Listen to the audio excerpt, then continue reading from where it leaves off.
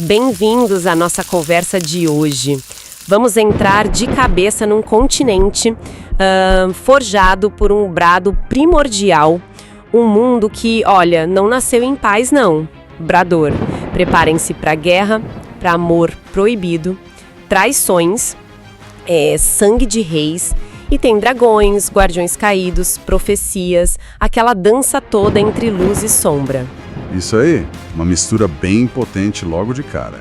E a nossa fonte hoje são trechos do comecinho de Crônicas de Brador, A Forja dos Reis, O Coração do Dragão, do M.R. Neto. A ideia aqui é explorar como esse universo é construído, sabe, logo no início. Conhecer esses jovens príncipes chegando para um treinamento bem pesado e conversar sobre os temas que já aparecem. Sim, focar nesse começo mesmo, com o material que a gente tem, para entender a fundação da saga. Então, Brador, ele nasce desse tal brado primordial, né? Mas logo vira palco de conflitos, guerras, dragões aparecem, são domados, depois se rebelam. Uma história já conturbada desde a origem. E tem os guardiões caídos, seres poderosos que, dizem as lendas, mexeram na criação das raças, deixaram a marca deles. E tem um aviso bem importante no prólogo, numa pedra lá perto do vulcão Alibu, que dizem ser de um tal Altamur. Sim, aquela parte sobre o destino. Exato, diz. Mas um homem pode mudar o destino se em seu coração o dragão não vencer a humanidade. E ainda fala de uma roda do destino que não perdoa, que despedaça e devora. Pesado, né? Muito. Então, vamos começar a desembrulhar isso aí? Olha, o fascinante pra mim é como essa origem já carrega um peso, sabe? Uma história densa, um legado. O mundo parece que respira ciclos de grandeza e depois decadência. Aquela frase, os ideais que outrora forjaram impérios agora repulsam, desgastados, esquecidos. Nossa, isso define muito bem o tom. É sombrio, quase fatalista. Não é um mundo otimista, definitivamente. Longe disso, o conflito parece a regra, né? A condição natural de Brilhador. Ele é descrito como um campo de batalha eterno. E a própria terra que absorve o sangue e nunca esquece. Ela quase vira um personagem ali, uma testemunha dessa história toda. E essa citação sobre o dragão e a humanidade no coração do homem, isso já joga na mesa um dos grandes temas, né? A tensão entre o destino e a escolha pessoal. Exatamente. Desde o prólogo fica claro que essa vai ser uma questão central. Os personagens vão lutar contra as profecias, contra o peso da história, ou vão só seguir o fluxo? A citação do Altamur sugere que a escolha existe, mas... Mas é difícil, né? Depende dessa luta interna e entre o dragão e a humanidade dentro de cada um. Uma luta constante, imagino. Nesse cenário tenso, a gente chega em Galahar, a cidade principal do reino de Galahar. A descrição é forte, pedra negra e aço antigo. E a função dela é bem clara e... brutal. Forjar ou quebrar reis. Uma definição direta, sem rodeios. Aqui, reis foram moldados. E foi aqui também que muitos foram quebrados. É pra lá que os reinos mandam seus príncipes herdeiros. 7 anos de treinamento. E a gente vê o General Bran observando os navios chegarem, já meio que prevendo que nem todo mundo vai sair vivo dali. Pois é, Galahar não é só uma academia militar, né? É apresentada quase como um ritual de passagem extremo, um altar de sangue e ferro, uma sentença silenciosa. Assustador. Totalmente, a sobrevivência não é garantida. E isso diz muito sobre os valores desse mundo. Força, liderança provada no fogo, disposição para o sacrifício. Não adianta nascer nobre, tem que provar ali, na prática, correndo risco de verdade. Galar é esse filtro implacável. E aí chegam os protagonistas dessa provação toda. Quem chega primeiro? Primeiro Tolder de Argos, 10 anos. Vem no navio o escudo real. Postura de comandante, olhar firme, ele é descrito como altivo.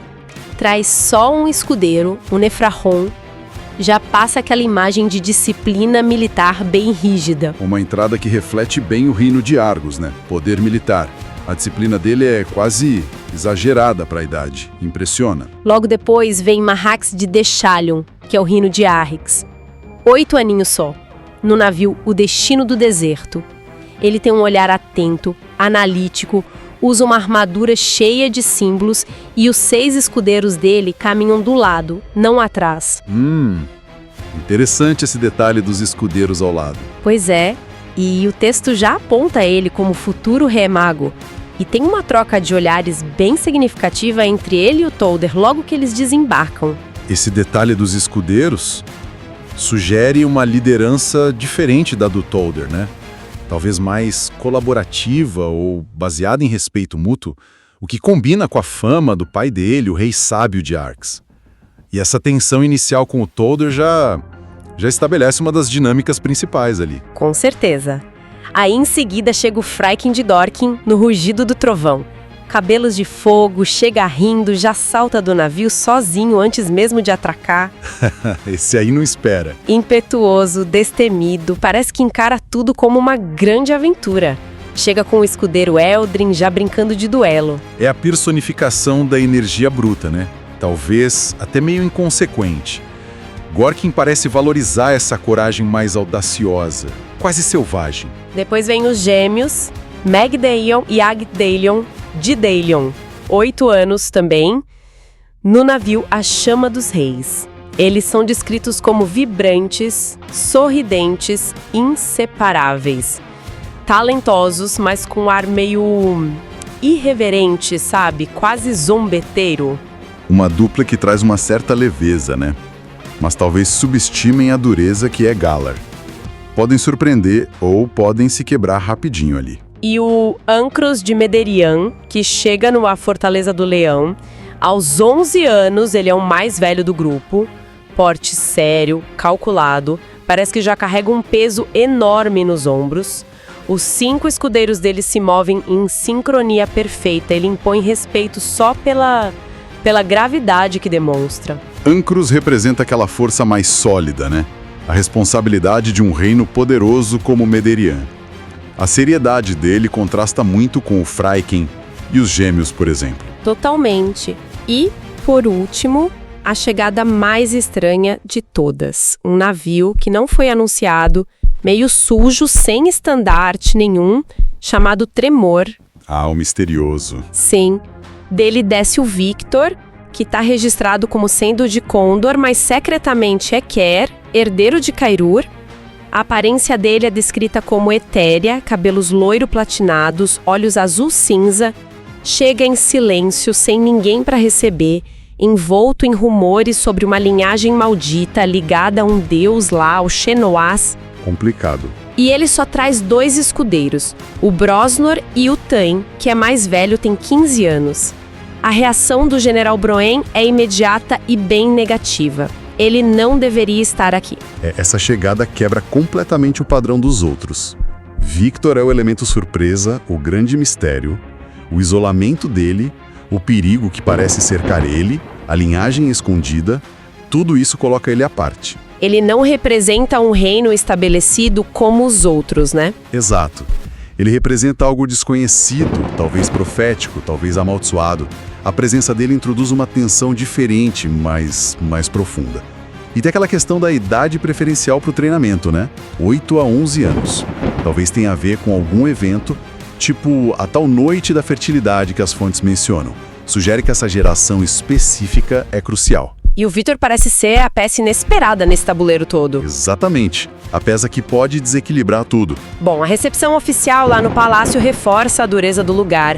O rei Galioar, com a família real do lado, rainha Sherrin, as filhas Melícia e Galhácio e o príncipezinho Hubert, faz um discurso. Fala de dever, coragem, estratégia e das consequências duras do fracasso em Galar. Diz que títulos não salvam ninguém ali. Deixando bem claro o recado. E um detalhe curioso no banquete, todo mundo come junto. Príncipes, escudeiros, servos, uma igualdade meio forçada talvez, para mostrar que ali dentro é diferente. Pode ser. Ou talvez seja uma forma de nivelar as expectativas logo de cara, né? Mostrar que ali dentro as hierarquias de fora perdem um pouco o peso. O que importa é o desempenho, a capacidade de sobreviver e liderar. É nesse ambiente que as coisas começam a acontecer rápido. Sim, E as primeiras semanas já mostram os atritos e as primeiras alianças se formando. Por exemplo, tem um duelo de treino entre o Tolder e o Marx. Ah, esse é importante. Termina com um respeito mútuo, meio relutante, mas respeito. Os dois reconhecem a habilidade um do outro, mesmo com estilos totalmente opostos. Enquanto isso, outros príncipes tipo os Gêmeos e o Fryken já entram na onda das provocações. Esse duelo Tolder-Malax é a chave, sim. Estabelece uma rivalidade baseada em competência, não em ódio puro. Mostra dois futuros líderes se medindo, aprendendo um sobre o outro. É diferente. Mas nem toda rivalidade é assim, né? O duelo entre o Tolder e o Victor é bem diferente. O Victor se mostra arrogante, aí o Tolder vence com uma rasteira limpa. Ok, uma vitória técnica. Mas o ponto crucial é a reação do Victor.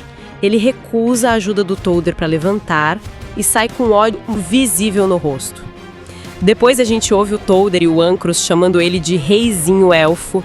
A animosidade fica escancarada ali. Ah, aqui a rivalidade nasce do desprezo, da humilhação percebida, a recusa do Victor em aceitar a mão do Tolder, mesmo depois de uma derrota limpa. Isso mostra um orgulho ferido muito profundo. E talvez uma dificuldade em lidar com essa hierarquia de força que Galar impõe. Isso isola ele ainda mais, né? Com certeza. Ele se fecha. E claro, temos as travessuras, as quebras de regras, que são inevitáveis com um monte de garotos, mesmo príncipes. O Fryken rouba o escudo dourado do Tolder. Ah, o impulsivo ataca de novo. Exato. Gera uma perseguição caótica pelo pátio, aquela confusão que só acaba quando um instrutor, o Garsur, intervém. Aumenta a tensão entre os dois, claro. Imagino a cena. Depois, os gêmeos Dalion lançam um desafio. Quem tem coragem de entrar na biblioteca proibida? O Fryken topa na hora, óbvio. Claro. O Tolder, provocado sobre a coragem dele, acaba indo também para não ficar por baixo. Eles invadem à noite, maior confusão, fogem às pressas pegando livros aleatórios. O Fryken pega um dicionário antigo de Gorkiano. Um dicionário? Que escolha! Pois é. Mas eles são descobertos e recebem uma punição coletiva, tarefas extras, limpar estábulos, o de sempre. E fica aquela suspeita no ar, silenciosa, de que talvez tenha sido o Victor quem dedurou eles.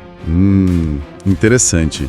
Esses incidentes que parecem coisa de garoto são acelerados pela pressão de Galar, né? Mostram essa tensão entre disciplina e rebeldia, a formação de grupinhos e, de novo, o isolamento do Victor, que agora é visto com desconfiança também. Exatamente. O ambiente força as personalidades a virem à tona muito rápido, como cada um reage ao Tolder com irritação controlada, o Fryken com impulso total, os Dalion com desafio, o Victor com... Esse silêncio suspeito diz muito sobre eles. Isso levanta uma questão, né? Galar tá só revelando quem eles já são ou tá ativamente moldando eles de formas específicas por causa dessa pressão toda? Boa pergunta. Enquanto essas dinâmicas de rivalidade, companheirismo ou falta dele acontecem ali na superfície, a gente descobre uma trama bem mais sinistra rolando em torno do Victor. Ah, a parte da profecia. Isso. Uma profecia antiga lá de Kaiur marca ele como portador da dor, ligado ao grito do abismo. Diz que o sangue dele não pertence a este mundo. E isso levou à criação de uma seita, os Filhos da Fenda, com o objetivo de eliminar ele. Caramba! Isso muda tudo pra ele. Ele não é só um príncipe deslocado. Ele é potencialmente uma figura central num conflito muito maior, talvez cósmico, profético. E a ambiguidade é interessante, né? Ele é portador da dor porque ele causa dor ou porque ele atrai a dor pra si? Fica no ar. Exato. Deixa a gente pensando. E quem tá envolvido nessa seita? O General Brayan, aquele que a gente viu no início observando os navios. A motivação dele é pessoal, vingança. Vingança? Pelo quê? O filho dele, Kairel, morreu num naufrágio na costa de Kaiur. E as lendas locais ligam essa tragédia a uma entidade maligna, Shamias, cujo retorno estaria ligado ao nascimento de Victor Queer. Ah, entendi a conexão. Pesado. Consumido pela dor, o Brian se juntou a essa seita. O líder é um tal de Ryan, que é pai de uma princesa exilada, a Siwen, que tem visões. O Brian até tentou alertar o amigo dele, o mestre de armas Trons, sobre o perigo do garoto, mas o Trons não deu muita bola na época. Nossa, a dor do Brian o torna um antagonista quase trágico, né? Mas as ações dele são extremas. Isso traz uma complexidade moral, até onde a dor justifica a crueldade. E mostra como lendas e profecias podem ser distorcidas, usadas para justificar atos terríveis. Com certeza.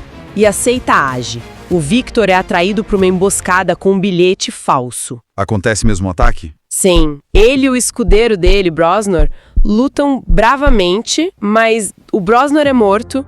O Victor acaba dominado com um veneno paralisante. Que horror! O perigo é real mesmo ali dentro. E enquanto arrastam o Victor, a princesa Siwen, aquela das visões, observa das sombras e murmura: é ele, o sangue do mal. Aí o alarme soa. Começa uma perseguição nos túneis sob Galar, liderada pelos instrutores como o Marius, que acaba ferido, e o próprio General Thrones. A morte do Brosnor é um choque. Mostra que o perigo para o Victor é real, é letal, mesmo dentro dos muros de Galar, que deveriam ser seguros. E a presença da Siwen confirma essa natureza mais mística da ameaça contra ele. O clímax dessa sequência acontece quando o Thrones intercepta o Bran, que está lá prestes a matar o Victor, ainda paralisado. O confronto entre os amigos. Exatamente. O diálogo é tenso. Trons pergunta: meu velho amigo, que loucura é essa? O Bran insiste: esse menino é um mal encarnado, fique de olho nele. No combate que se segue, Trons acaba matando Bran, e a Siwen consegue escapar. Nossa, que confronto devastador. O Trons é forçado a matar um amigo por causa de acusações que ele mesmo achava que eram só lendas. A morte do Brian não resolve o problema, né? Pelo contrário. Planta a dúvida nele. Exato. Planta a semente da dúvida na mente do Trons. Aquele aviso final do Brian, fique de olho nele, agora vai ecoar. O mestre de armas, que antes era cético, agora vai observar o Victor com suspeita. A dinâmica mudou completamente. E a ameaça continua, né? Com a Siwen solta. Com certeza. Provavelmente agindo de forma mais sutil agora, mais cuidadosa. Mas a ameaça ainda tá lá. Bom, recapitulando então, a gente entrou em Brandaldor, esse mundo com uma história densa, violenta, cheia de forças antigas. Vimos Galar, essa cidade forja que testa os príncipes no limite absoluto. Um verdadeiro caldeirão. Conhecemos esse grupo de jovens, líderes em potencial, cada um com sua personalidade, suas rivalidades complexas, especialmente aquele trio, né? Tolder, Maharx e o enigmático Victor, e os segredos perigosos que já começam a aparecer. Temas como liderança, destino, escolha, a natureza da competição, ameaças ocultas, tudo isso já está bem definido nesse começo. Estamos ali do dia a dia, quantas invisíveis, das conspirações, das profecias. O desenvolvimento pessoal deles está totalmente ligado com o destino político e, quem sabe, místico de Brador. Galar Testa a capacidade deles de navegar nesse mundo que é bem complicado e perigoso. Testa tudo, na verdade. Fica então a reflexão para quem está ouvindo. Com essa profecia sinistra pairando sobre o Victor, com rivalidades tão intensas já formadas logo de cara e um treinamento tão brutal. Que tipo de líderes Galar está realmente forjando? É uma ótima pergunta. Serão heróis moldados pela adversidade, capazes de unir reinos no futuro? Ou será que essa competição implacável, esses segredos sombrios, vão criar tiranos? Ou talvez figuras mais complexas, sabe? Peças num jogo maior, presos a um destino, ou a uma maldição. É algo para se pensar sobre o que vem pela frente nessa saga, né? Deixa a gente curioso para ver como esses garotos vão se desenvolver ou se destruir nesse processo.